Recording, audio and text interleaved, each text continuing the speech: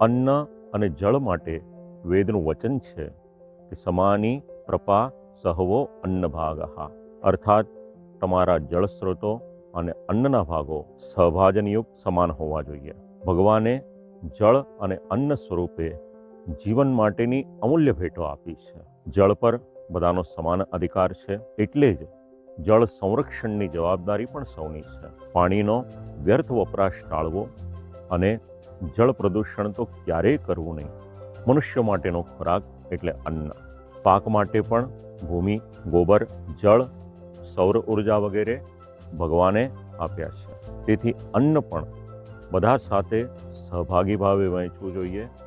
તાત્પર્ય એટલું જ છે કે માનવ જીવનનું સાચું મૂલ્ય છે પરિશ્રમ, વહેંચણી અને સહજીવન.